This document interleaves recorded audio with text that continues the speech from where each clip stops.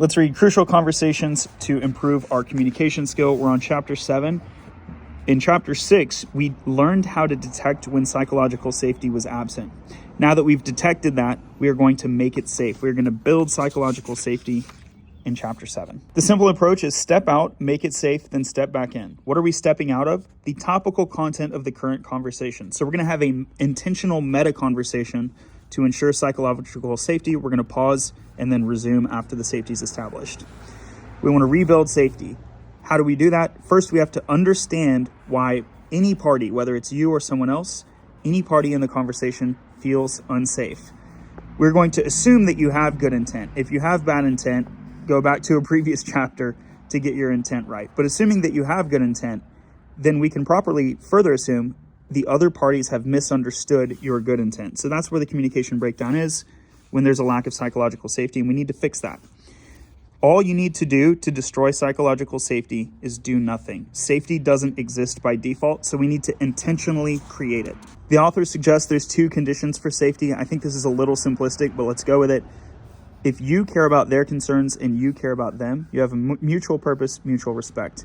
Then that creates the condition for them to have psychological safety. In truth, they need to also care about you. Otherwise, it's not mutual, right? And I would also say you can prepare this in a meeting agenda. So you can describe your meeting purpose before you even meet. And that basically resolves the mutual purpose thing. And so you really need to focus on mutual respect in my book. Basically, we're going to build and utilize reciprocity. Here's a great point. They say, what if you can't find a mutual purpose? You have nothing in common with these other people. Well, human beings have an innate need to be heard. So you can at least hear them out. And that really will build some social capital, believe it or not. Great question from the authors. Do others believe I respect them? It's not enough for you to respect someone. They need to believe you respect them. So the first step there is just make them aware of it. If you are a technical contributor, you can just say, I respect you as a programmer. The authors ask a good question. Do others believe I respect them? So it's not enough for you to respect people. They have to believe you respect them. I think an easy way to bridge this gap is just to tell them. You can compliment them on past accomplishments that you're aware of. If they are a peer in your job family, you can just remind them of mutual respect from, manager to manager, or salesperson to salesperson, or programmer to programmer. Build and rebuild safety with a 4 bullet point list. So we share our good intent. And then here's some other things we're going to do. We're going to apologize when appropriate. You're not going to over apologize. We're going to use contrasting to fix misunderstanding. And then we're going to create a mutual purpose. Although, as I said, you could have that mutual purpose taken care of before the meeting starts. The contrasting is going to be really important.